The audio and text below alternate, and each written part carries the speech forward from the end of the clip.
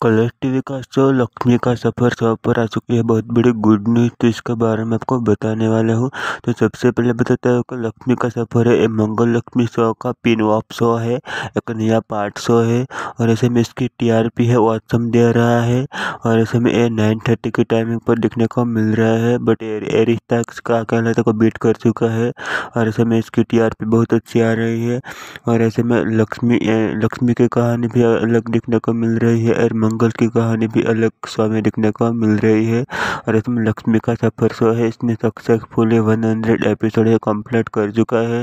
और आने वाले टाइम में और भी लंबा सफर करे ऐसी उम्मीद है। और आने वाले टाइम में काफ़ी सारा ट्विस्ट आपको देखने को मिलने वाला है।